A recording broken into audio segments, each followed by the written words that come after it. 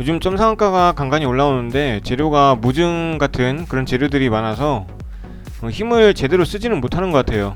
완전히 좋다고 이렇게 판단하기는 어려운 재료다 보니까 정말 잔량이 많이 쌓이고 거래량이 없는데도 그 다음날 점상한가를 가지 못하는 그런 현상이 일어나고 있습니다.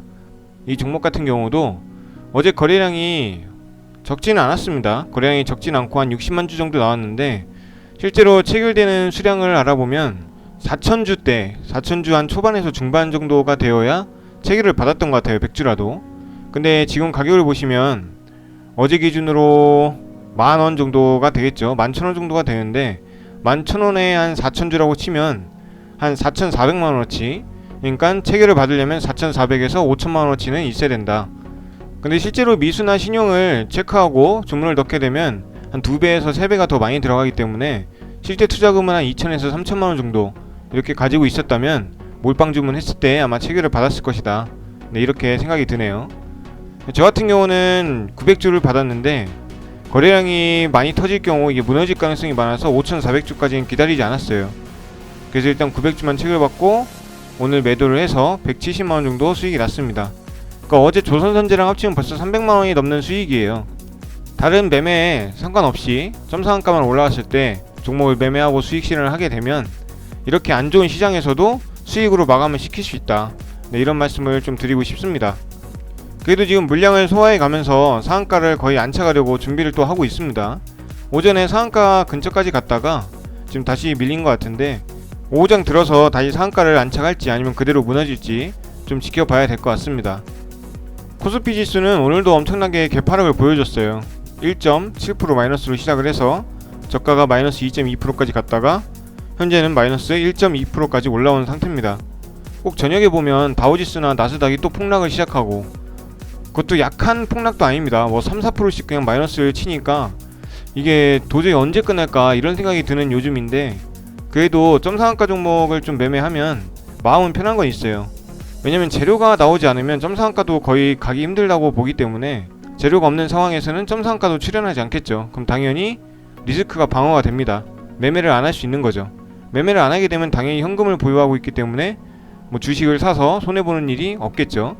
그리고 기회가 생겨서 점상한가 정말 좋은 재료가 나오면 점상가를 가니까 그걸 잡아서 또 수익 실현을 하고, 그래서 정말 리스크 관리는 리스크 관리대로 할 수 있고, 그리고 내 시간을 굉장히 많이 쓸 수 있다는 거죠.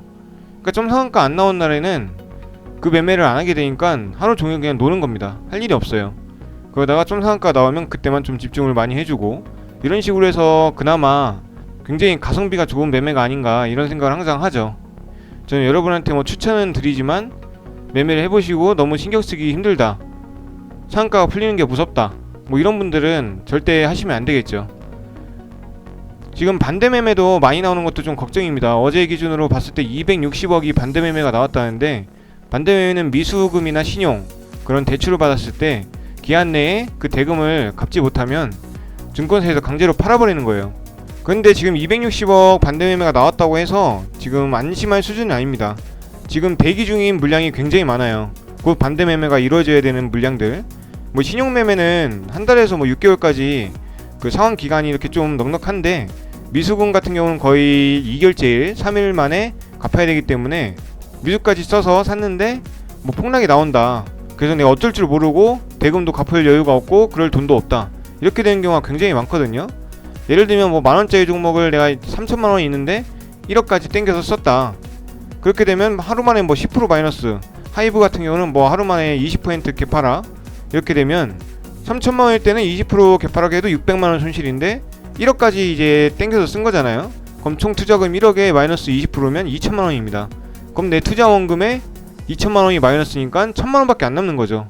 내 원래 원금은 3천만원이었으니까. 그럼 벌써 1,000만원밖에 안 남은 겁니다. 완전히 자포자기 하게 되는 거고, 이걸 어쩔 줄 몰라 합니다. 이걸 팔아야 되는지 놔둬야 되는지 반대 매매가 나올 때까지 그냥 기다릴 수밖에 없게 되는 거죠. 그래서 그런 물량들이 또 차곡차곡 쌓여서 폭발하게 되면 시장은 또 하락하고 또 하락하게 됩니다. 그래서 저는 신용대출이나 이런 미수금을 사용하지 말라고 그렇게 많이 말씀을 드리는데, 그게 뭐 사람 마음대로 안 되죠. 그래서 시장이 폭락하는 것은 뭐 저희 입장에서 막을 방법이 없죠. 저희는 그냥 그것에 맞춰서 대응을 해 나가야 됩니다. 요즘은 그나마 단일가 종가 베팅도 좀 잘 먹히는 시장이 돌아오고 있고, 반등 지점을 찾으려고 좀 노력을 하고 있는 것 같습니다. 그래서 다시 시장이 좋아지면 그때 또 열심히 벌고 수익을 전환시키면 되는 거니까 너무 용기 잃지 마시고 비중 조절 천천히 하시면서 지금 이런 폭락장에서 잘만 살아남으시기를 바랍니다.